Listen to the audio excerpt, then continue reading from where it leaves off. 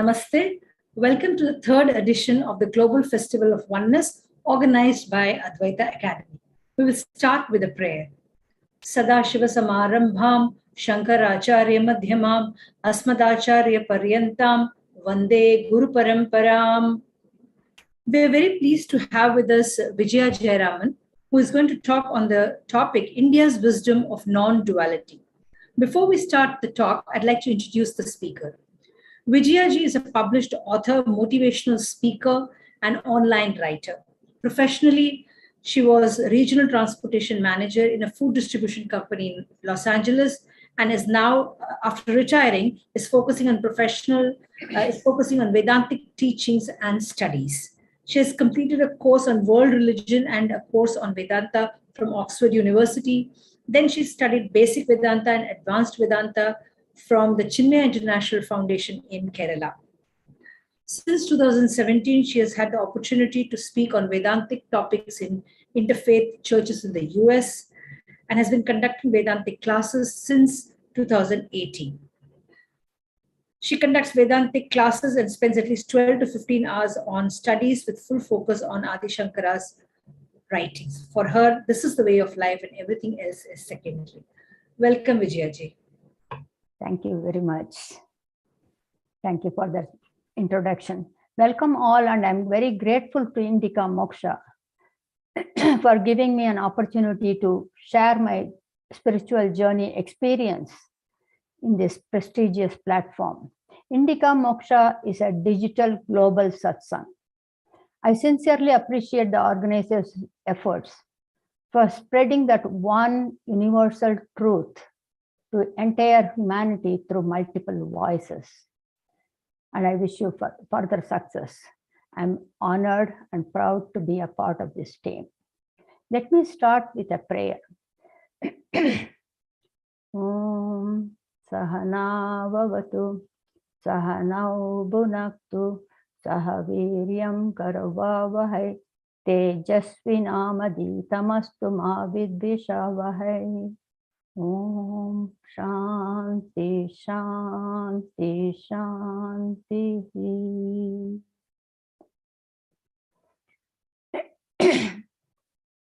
Bear with me, I have a sore throat.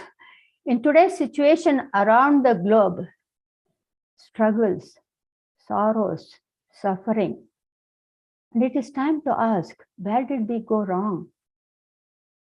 We see deforestation, pollution of river, drought, diseases, poverty, leading to destruction and death around the globe.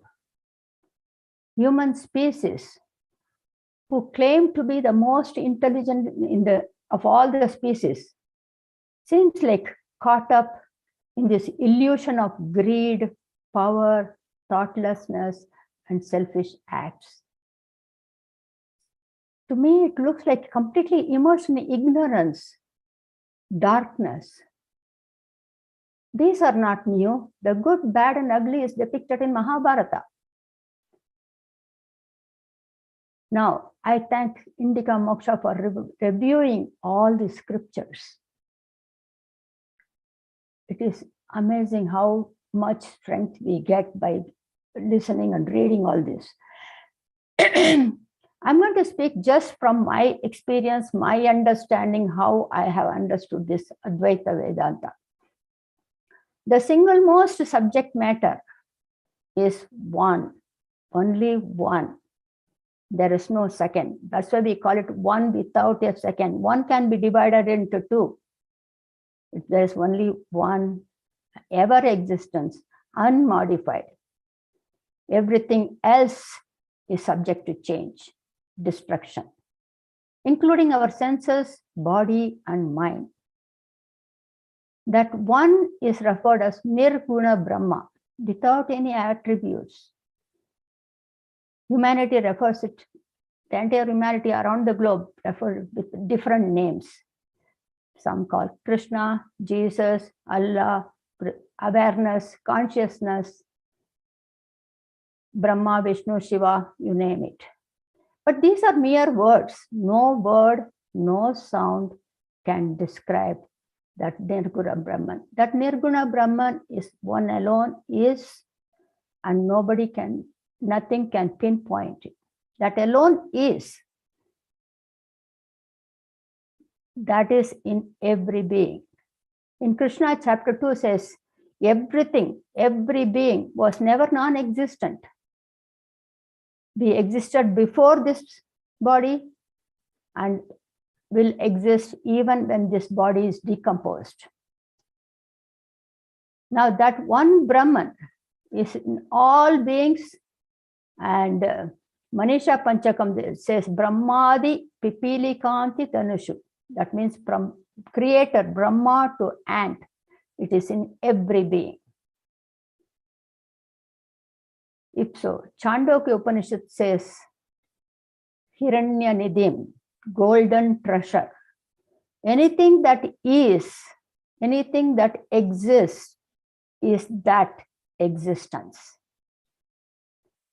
If it is all pervasive, it's everywhere, why can't we see it? The response is because all humans are chained, bonded. What does that mean? You can think of an elephant. Elephants are like 8,000 pounds. They are chained with 2 feet of iron chain. Don't you think that that elephant can just snatch out of it and be free? No, it can do it, but it is made to believe that I am chained, I cannot do it. So are humans. Now, Vedantic scripture, in order to understand that one Parabrahman, Nirguna Brahman, it is introducing another topic. And that topic is called Maya. I have only one slide. I'm going to share that one slide. And this is my understanding.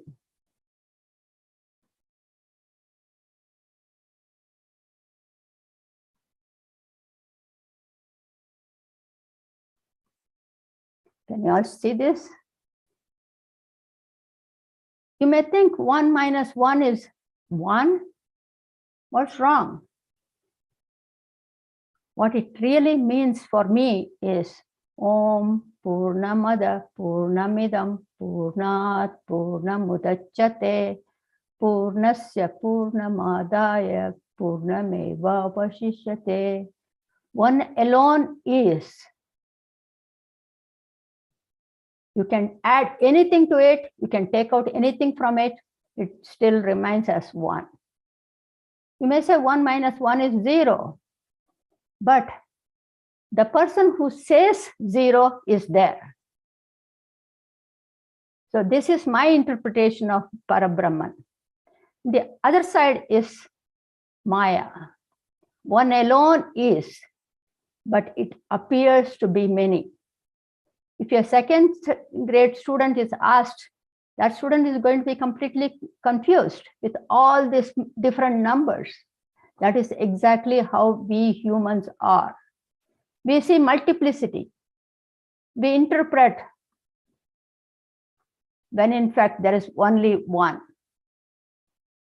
That Maya is delusory, false, keep on changing, deceptive, ambiguous, like a mirage. You think there is water, you keep going, and absolutely no water.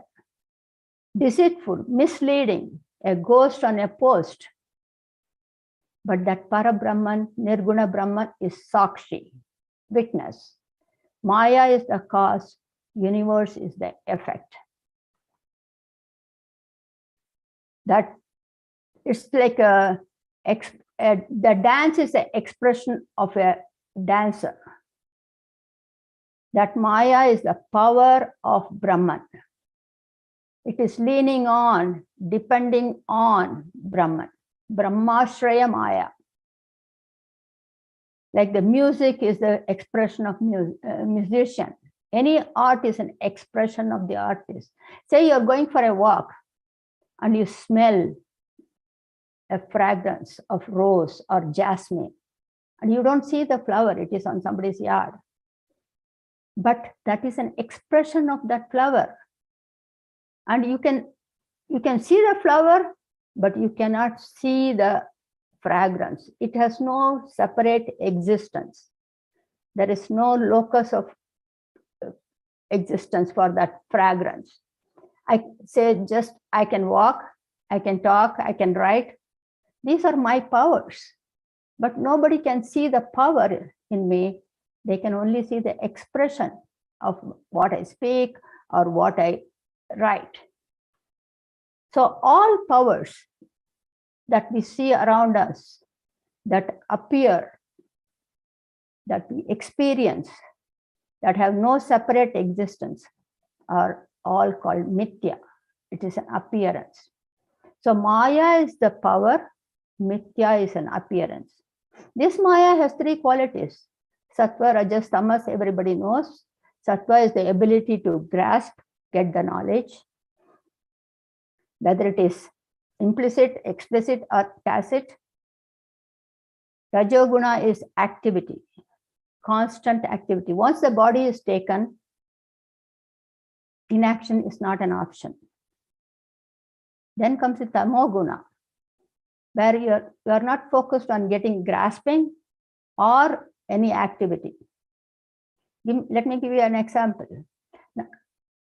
None of these are negative, and people are not classified based on this. Every being in the universe has all these three at different proportion. One takes precedence over the other two. Now, I'm a morning person. I wake up, then I'm very ready to read, write, grasp. That is Sattva Guna. And this is available to everybody. That is optimum performance time. That is Sattva Guna. Then after breakfast, I run around, do this, do that. There are so many tasks that we need to handle. That is all Rajoguna. At the end of the day, I just sit in front of TV. I'm tired, mentally fatigued, physically exhausted. I don't want to do anything. Even though the TV is going on, nothing is, I'm not grasping anything. It is just running, going on. That is Tamoguna. So it is characterized in all beings, every being. This Maya has got two characteristics. Avarana, Vikshepa, we know all those. Also many Advaitis know about this. Let's take a famous, popular example given by our scriptures. You peek through the window at dusk and you see a coiled object. The thought immediately comes in your mind is the snake. Once you think that it is a snake, then you automatically, you have the emotion, which is fear, and then you start screaming, oh, there's a snake. The fear comes. So Manasam, then Vachikam. Now you turn to action, Kaikam. You either throw a bucket of water or push it with a stick or call animal control, and somebody in the family member comes and turns on the light and you see it is a rope. So what actually is rope, and which is projected as snake. That is the action functionality of Maya. That's exactly what is happening. The Brahman alone is, only one is, and the entire universe is superimposed on that. Our focus today is on how we humans are mesmerized by this Maya. This Maya has bonded or put all of us in a chain, thinking that there are differences in this ever-present whirlpool of life and birth. That's called samsara. Ever-changing, samsara, samsarati iti samsara. It's more like a roller coaster. You can take as many rides as you want, birth after birth, until you have an intent to get out of it. Enough is enough. I want to get out of this. And that, with all the thrills, excitement, and fear. And then, only solution is self-knowledge, Atma Jnana. Who am I? Where did I come from? What is the point of my birth? That thought has to come. Self-knowledge alone can take us. But whenever we say I, that I only extends up to this Annamaya Kosha body, physical body. I can eat, I walk, I talk, you can say. Immediately after that, anything is mine, my thought, my idea. It's all this I and mine is what causing all the problem. All the accomplishment that we can claim to be. I have a dual degree. I have accomplished this. I am intelligent. I'm smart. I have memory. I have age. I have power, position, wealth. I have human resources. I can accomplish anything and everything. It's all ego. Because these are false acquisitions. None of them is yours. Krishna in Bhagavad-Gita, chapter 11, Vibhuti Yoga, he says, all these are my glory. My glory is expressing through you. And we cannot cross over this Maya, samsara with all these thoughts that we have in our mind. These are all false acquisitions. Heat and cold is for the body. Pleasure and pain is for the mind. Appreciation and insult is for the intellect. And you are none of this. You are not this body. You are not this mind. You are not this intellect. Spiritually, it is so important to mentally to undo, renounce, dissolve, disown all these things that we think we attained, achieved, accomplished. None of this is true. That is a symbolism of flute, Krishna's flute. A hollow tube with 9 holes. That's what this body is. His music flows through this. Just be bare, naked, without any paraphernalia. I alone is. All am is Maya's play. Aham and idam.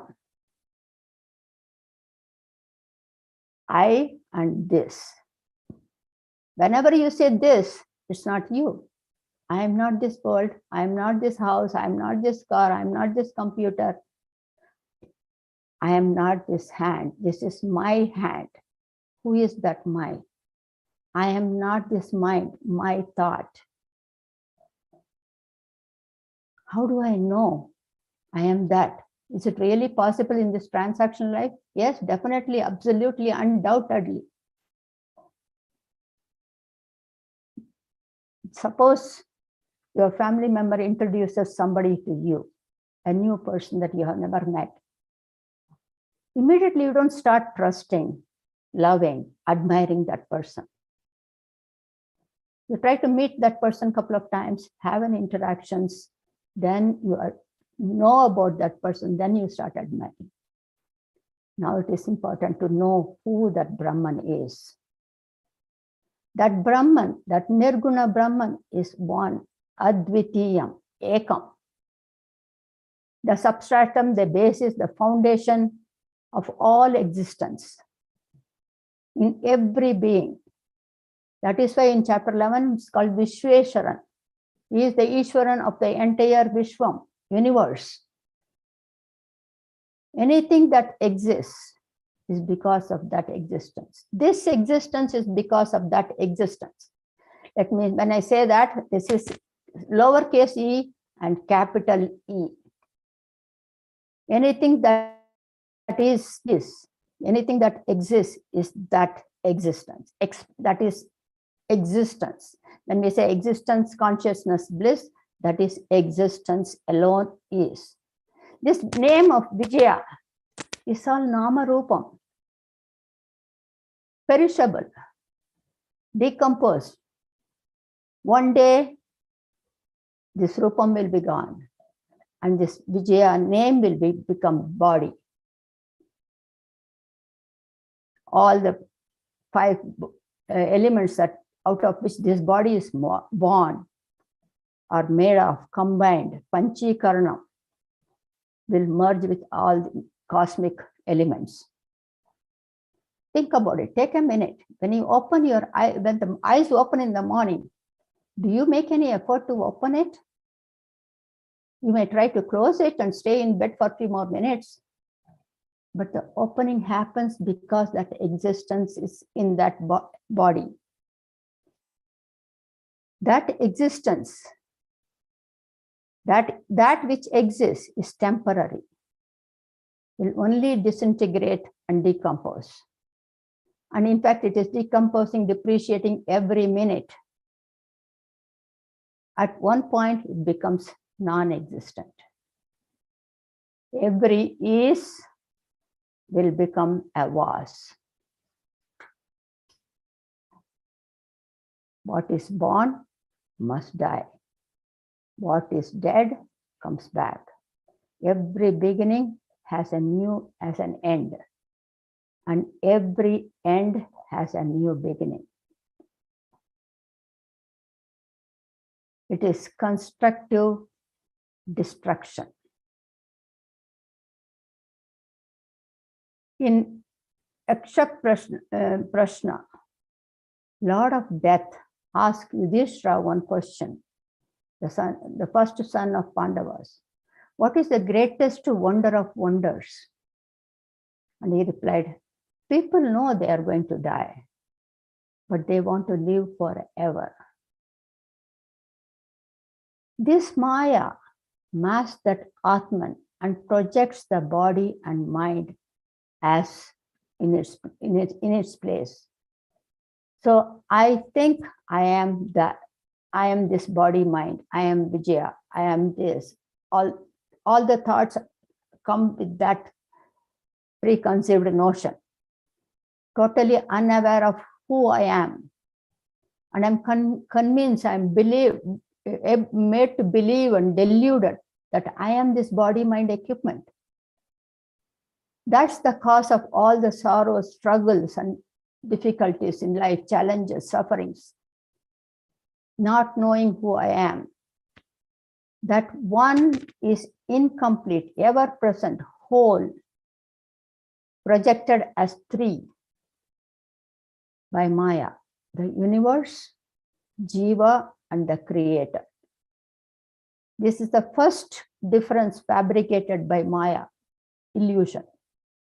These differences do not exist. One alone is, they appear to be. The non-existent is made to appear, and what is the existence is made to disappear. Neither the appearance nor the disappearance can be proved with any pramana, any tools. That is why Maya is called apramana siddham, imaginary existence. One alone is, but it appears to be world, Jiva, and creator. We use 5 senses to interact with this world. Eyes help us to identify the forms and dimensions. Ears, there's noise and sound, differentiation. The nose, fragrance and foul smell. The tongue, the sweet and salt. Right? And the sense of touch enables us from soft and hard. These are their functions. They are tools. If my eyes cannot differentiate between maroon and red, that means I have a problem in my tool. I need to get it fixed. If you think about it, your eyes actually can see light years away. It can see all the stars. For your ears, the sound has to be still closer. That is why we see the lightning first and then the thunder. And for the nose to smell, it has to be further down, closer. And for touch, it has to be within 2 feet. And for the taste, it has to be within. Each sense has a definite function to perform. What the eyes does, the ears can do. What the ears do, the mouth, the tongue cannot do. These 5 senses are the tools, just like a camera. They can only take a picture, image. They are not interchangeable. Just like we cannot use the microscope to see the planets or the telescope to see the microbes at the cellular level. These senses, they just go out, take a picture, and what the mind is the Photoshop. Mind interprets, describes, and translates everything. Therefore, all the differences that we see, they are all of the mind. Mind is also a tool made up of 5 elements, tanmatras, sukshma sharira. All these are of the world. I, the seer alone, is. These senses and mind operate because of that one existence. Kena Upanishad says, Atman is the eye of the eye, the ear of the ear. Now that one is divided into many. There is a plethora of objects all around us for the 5 senses to interact.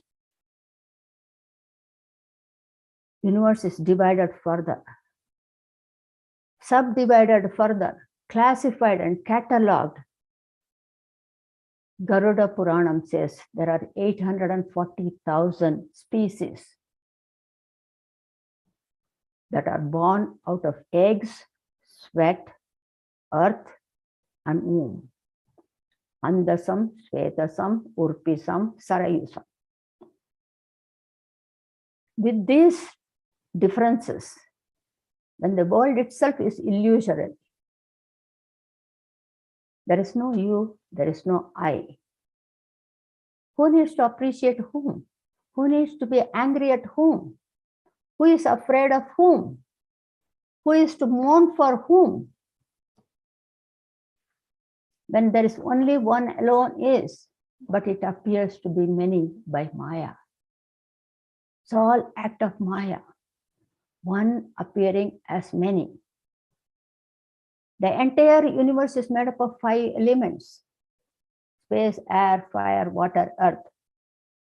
But none of them know that I exist. Inert. What does inert mean? They don't know I exist. That is what it is. The space, air, fire, none of them know I exist. The entire universe is made up of 5 elements, including this body and mind and intellect. For example, say you're visiting your friend for 2 days and it is dark at night, the electricity is out, no power, and your friend wants to check on you, calls out your name, and you say, yes, I am here. How do you know? There is no power. You can't see anything. How do you know? Because that is self-illuminating. Now it is during the daytime. That is existence. You know I exist. Now during the daytime, the sun is bright, the window is open, this room is bright, right? And you are sitting here and reading, and the next room is also bright. There is no one there. Now in that room, neither the room nor the brightness knows it is bright. Here you know brightness, because that is Chit. You are the Chit Swarupam, Chaitanya Swarupam. Knowledge, existence, knowledge. Now I know I exist, but I don't know who I am. Therefore, we identify, or we with Nama Rupa, name and form. And then all these objects around us seems to be attractive. We tend to value everything that appears. The power, position, wealth, name, fame, appreciation, recognition, certificates, awards. We claim them to be ours. This is all false, Maya.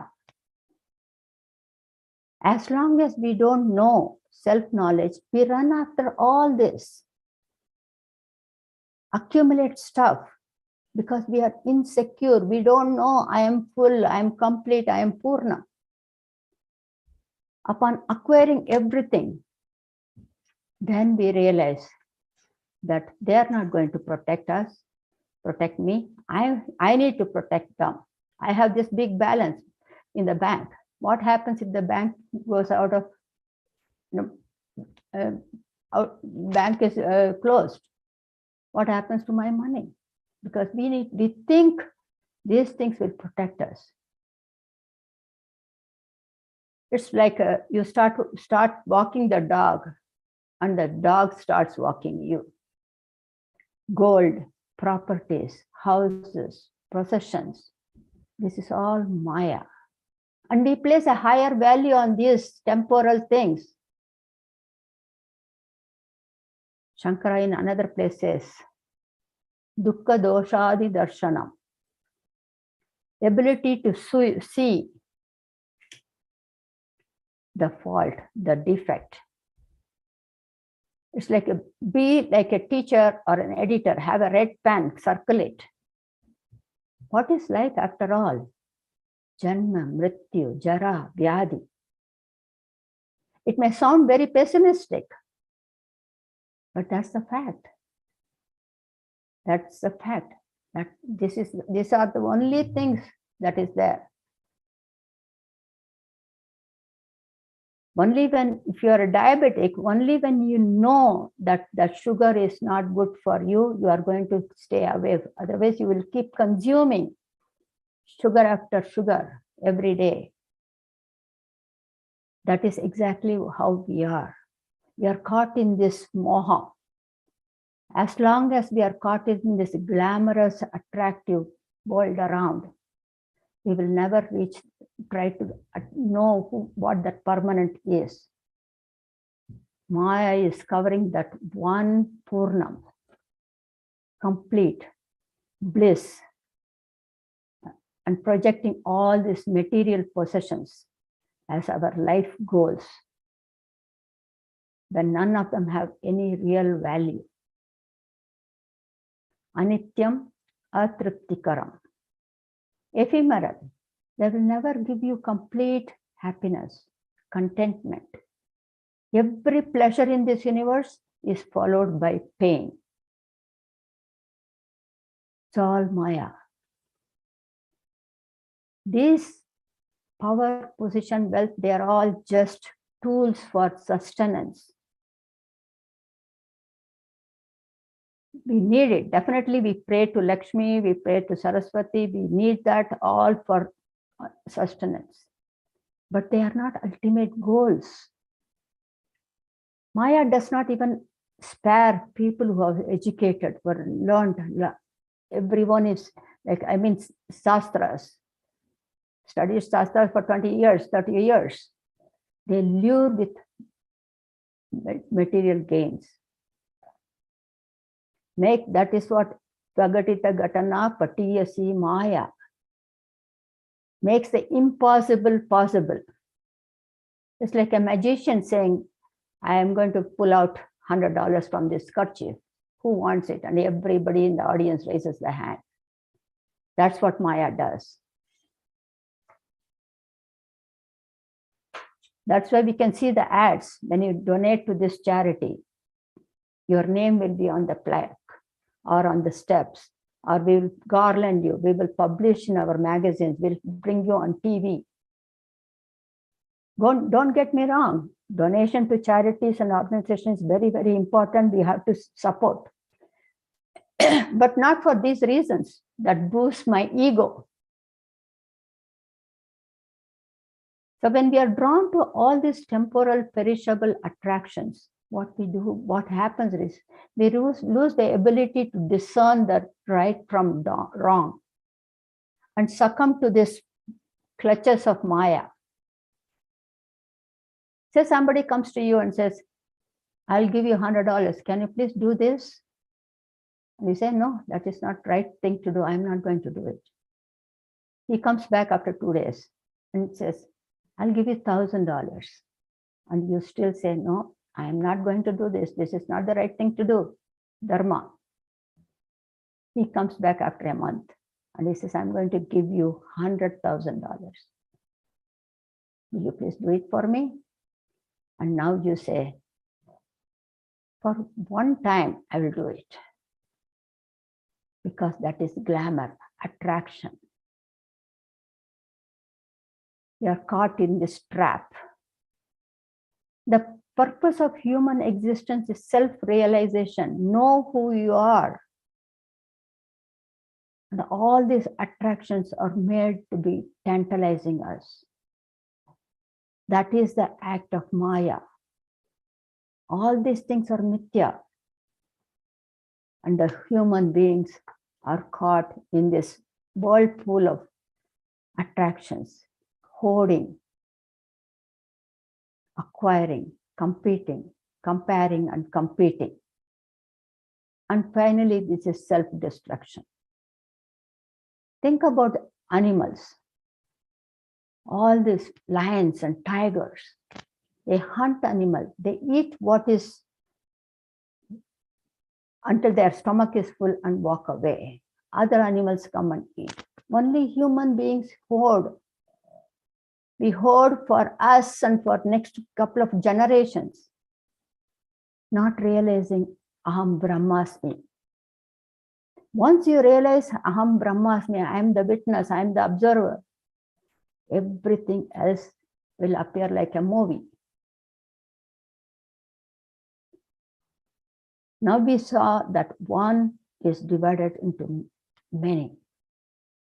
Now Shankara talks about Jiva Bhedam. How are we differences? The world is an illusion. I am different from the world is an illusion. Everything that I need to accomplish is an illusion. Now, within that Brahman alone is one without any parts. There are no differences at all.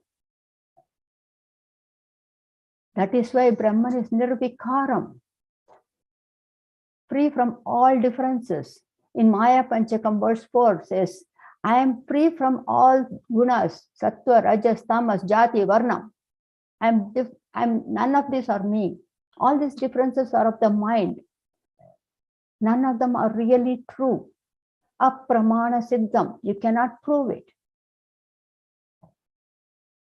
There is no Christian Atma, Muslim Atma, or Jewish Atma, or Hindu Atma. There's only one Atma, and that one Atma is the Parabrahma. It's like a dream. I'm dreaming, and I dream that I gave you $100. Next day, I cannot come and ask you, I gave you $100, give me back. The waking state, the dream state, and the deep sleep state, 3 avasthas, all are Triswapnaha. They're all dreams, a longer dream. That's all. Nothing is there. Only you, the seer, is there. The mind is inert.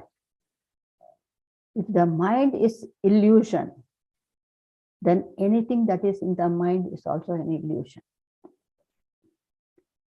It's all a play. It's all the play of Maya, Mithya. And these are the thoughts that is taking us to all the struggles and sufferings. One alone is absolute.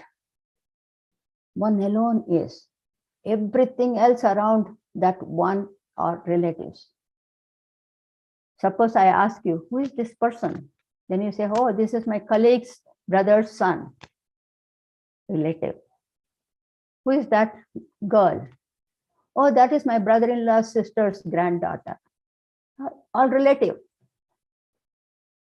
One alone is. Parents, children, neighbors, friends, all are illusions. For me to have my daughter or son, his karma and my karma should be in alignment, in synchronized match. Only then it happens that unity comes. We don't choose our relationships. People come in our life for a reason. And why all this relationship is for us to serve. Karma yoga. That's all. We just keep giving and giving help, support, and that is it. We are all co-travelers. Say we are traveling from one place to point A to point B in a train or a plane. And what we do? Oh, I have this cookies, I have this biscuit. Would you like to share it? Take it, you share it. And they give something and in return, and you accept it. That's it. And then when they get off or I get off, we don't continue. That is it. The travel journey is over. That is exactly what life journey is. We are all co-travelers. Just be kind, compassionate, helpful. Everything is a drama. There is one alone is, but we attach ourselves with this body, mind, and intellect and see the differences. Lebanese American philosopher Khalil Gibran says, children are not born to you, they are born through you. So the world is an illusion. Jiva is an illusion. Now, Shankara goes further. He says, gods. There's only one God. He's talking about Ishvara Vedam. You know, God itself is an acronym: generator, operator, dissolver. Vidhi, Hari, Hara. Brahma, Vishnu, Shiva, triad. These are based on the functionality, just like a company has a CEO, CFO, COO. These are temporary positions based on their roles in the company, subject to change. So are those.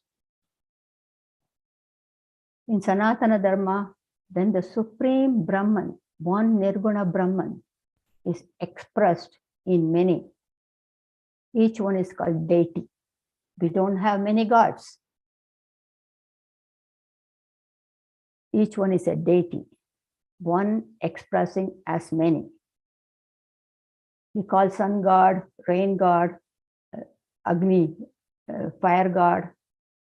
That is why in chapter 16, that he mentions that I am also the Vaishwanaran. That is the Vaishwanaran is the hunger in the stomach.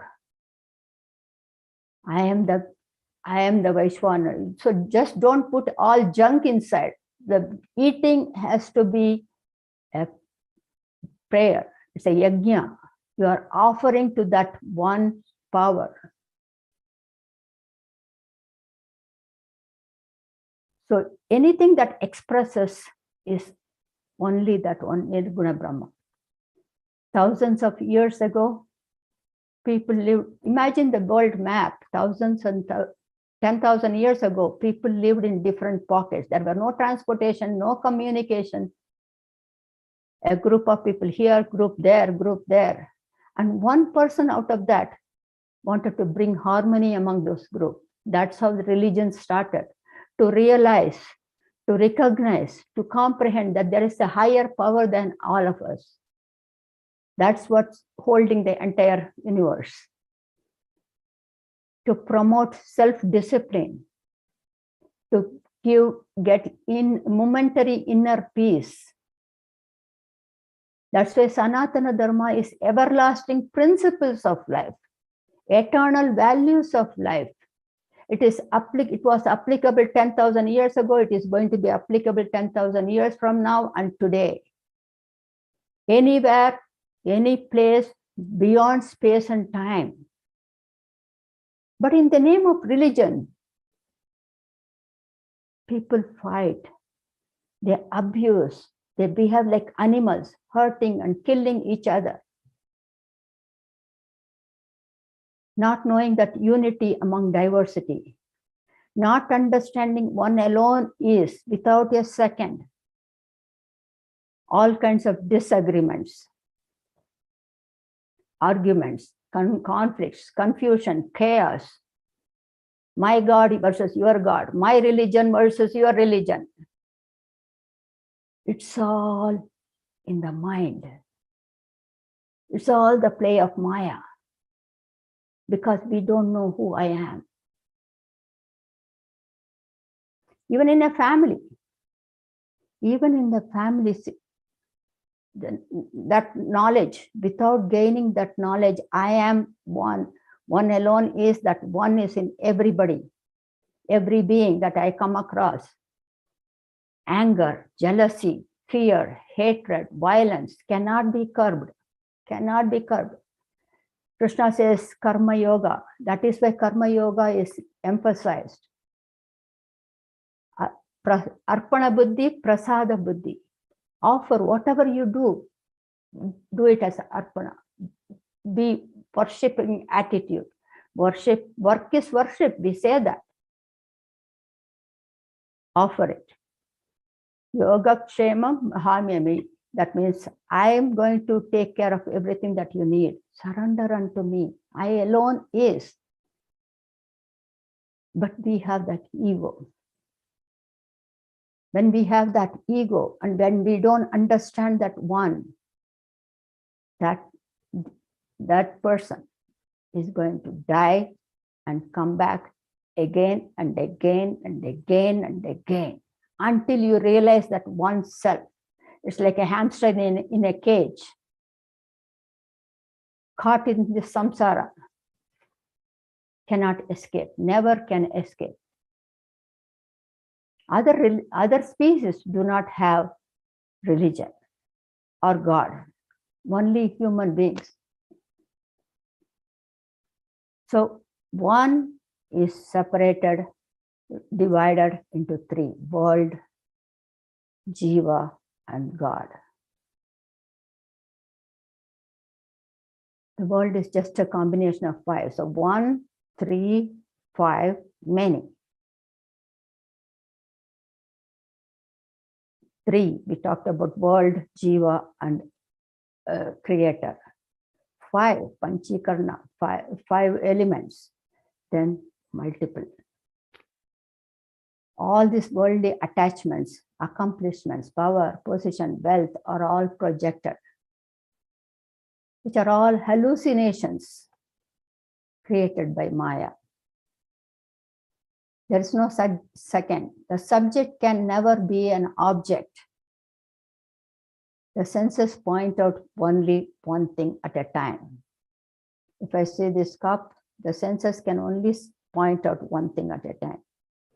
The eyes cannot tell me what it is. The mind tells you what it is. So if I think this person is good or this person is bad, the mind is what is interpreting. Once the mind makes a judgment, then comes the emotion. I like, I don't like, I'm angry. Words follows that. Actions follow that. Everything is based on what we think. This is all Maya. There is only one. You may be a good person, helping, supporting for 80 years, 90 years throughout your life. Oh, that person is really good. He was good and he passed away. I'm very sorry. But that person will also have to come back to experience the consequences of his actions. So whether you are tied with an iron chain or a gold chain, you are in this samsara again. Only way to get out of this is self-knowledge. When we understand and realize Aham Brahmasmi, I am that, the Maya is in my control. I am not going to be deluded or deceived by this Maya. I know I am that. As long as we don't know who I am, we are captivated in these clutches, jaws of Maya. And Shankara calls those as Balaha, children of Vedanta. All activities are nothing but Maya, Mithya. Maya is the power, Mithya is the projections, functions, appearance. That's why in many scriptures we call it as Krishna Leela or Nataraja's dance. It's all illusion, drama. I alone is. You are not this perishable body, mind. This body has Shat Vikaram, existence, birth, growth, disease, decay, and death. It is not permanent. Mind changes every nanosecond. You are none of this. You are the Sakshi, witness for all this drama that is happening. One alone is, and you are that witness. Once you are aware of your true self, nothing can shake you. You operate on mental strength, Atma Balam, Buddhi Balam. Be a part of this world, yet apart from it. Be a Sakshi, be a witness. Develop that Sarvartha Bhavam. It is the attitude that one alone is. The world doesn't disappear. Say, when we saw the snake on the rope, the snake didn't disappear because it never existed, right? But it merged with the rope. The knowledge of rope automatically came because the snake merged with it. So also the entire universe is merging with that one supreme. One alone is. There is no second. In chapter 15, Bhagavad-Gita says Krishna speaks as a Nirguna Brahman. Krishna itself is an avatar. Ava means coming down. Avatar means coming down as an exact copy. Now Krishna speaks as a Nirguna Brahman. Sharam and Aksharam. Sharam is anything that is subject to change, perishable. Aksharam is everything. In this chapter alone, only here, he says Aksharam is Maya. It is not going to change. This Maya is my power. And that is what creates all this Mithya. And I am beyond this Sharam and Aksharam. I am Uttama Purushan.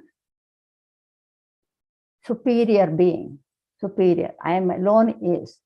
And when you turn that Uttama Purusha, reverse it, it becomes Purushottama. That is what that chapter is, Purushottama Yoga. Reading, listening, understanding is all information for the intellect. Self-knowledge alone is knowledge. Imperishable. Nobody can negate it. I am that. Nobody can negate it. Nobody can prove it. I alone know. That is why Jivan Mukti alone knows. You cannot know another Jnani. So don't let this Maya control you. Take over your life. Everything is just Mithya. The very fact that a Jivan thinks that I need to attain moksha itself is a Maya. You are already that. You are existence, consciousness, bliss. You don't need to attain, achieve, accomplish. It's all Maya. With that, I would like to conclude my talk today. Thank you for the grand opportunity. I hope I helped you. Thank you. Thank you so much, Vijaya ji, for beautifully explaining to us the nature of this oneness and what we should look out for to improve and understand this, to improve our lives and understand this knowledge. We have quite a few questions. I'd like to take some of them. Okay, one of the first question is that Raghavanji is asking that in our daily life, we see many things around us. And then what is the way in which we see them? What is the approach towards them? Because we do see objects and we cannot dismiss them as mithya or as an illusion. So that's what they are asking. Yes. See, there is a difference between real and unreal. Unreal is never exists, like a horn on a hare or right on a bunny. But it appears to be. When you see any object, if you you say that is, try to see the Brahman in that object.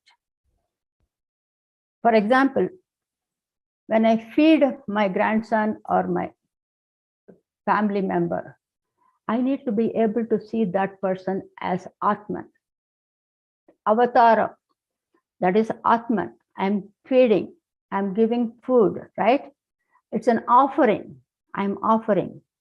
When I offer, that mind attitude should be seen as the Atman, not as that Mr. X or Y or Z.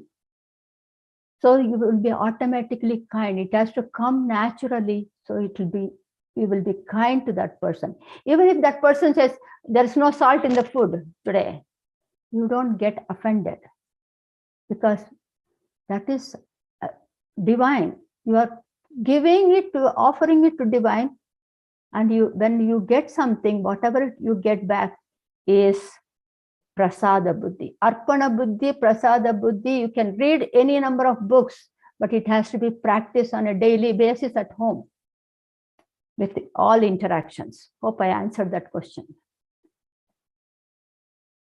A similar question linked to, but in another context. The person wants to know, how do I, whenever I see some object, I immediately think that's real. How do I understand that this is actually an illusion? That's the question the person has asked. Unless you know self-knowledge, I am that. Everything, all illusory objects appear to be different. There is no second. There is only one. I am that. I am that. I am the observer. I am the witness. I am the sakshi. So when we know that self, I am self, then everything is a drama.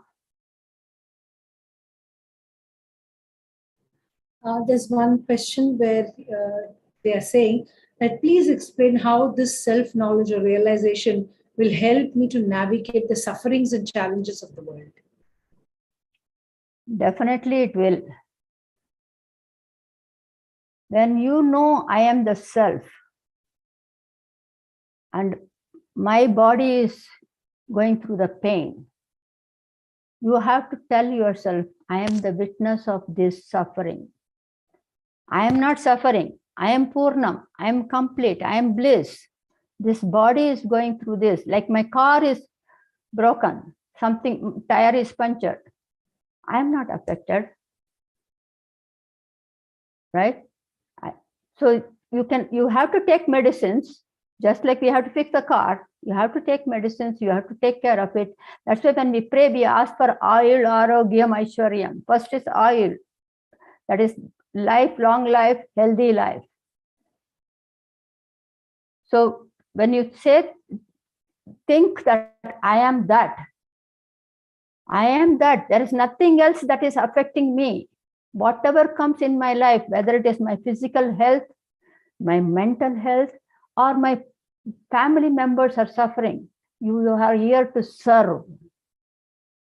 You are in this jiva, in this body, only to serve. We are all co-passengers. The only thing is you can serve. But this one, we want to take one last question. And this Pranavji is saying there are two ways of looking at the world. One is the rope snake example that's given, and the other is the mud vessel, clay pot vessel. And he says, but both, he says the perspectives are different, because in one, the snake really doesn't exist. But in another, the mud is actually there, in the pot. So which perspective is more accurate, he's asking. Exactly. That also is given in both Bhagavad-Gita chapter 9, chapter 13, and Aparoksha Anubodhi, verse 135. It is called Karana Karya Vichara. You have the pot, you see the pot, and when you see the pot, first initially, you don't see, even though it is there, the clay is there in the pot, you don't see the pot. I mean, you don't see the clay, you only see the pot, different sizes, colors, paintings, all those things. You think it is, this pot is for planting, this is for water, because you only see the pot, you don't see the clay. So it's a karyam. Karyam is the effect. You see the effect. The cause, you have to be able to see. First one is karyam asti, then karanam asti, then karya nishedam, karana nishedam. So the first is the clay is there. The pot is there. Second one is that pot is only nama rupam. Clay alone is. So then karya nishedam, when the pot is not there, the effect is not there, there is no cause also. When the effect is removed, cause is removed, what alone is left is that one Brahman. Thank you so much, Vijaya. Unfortunately, we're running out of time. There are lots of questions for you. It's clearly showed people have been they've been influenced by your your talk, and there are lots of questions to ask. Thank you so much again for sharing this knowledge with us. Viewers, as we come towards the end of the festival, we still have some more sessions. Tomorrow morning, I'll announce the session. Tomorrow is the final session of the Prashnottara Ratna Malike, which is being explained by us by Nima Majmudar. So please do tune in at 7 a.m. India time. Thank you very much and namaste.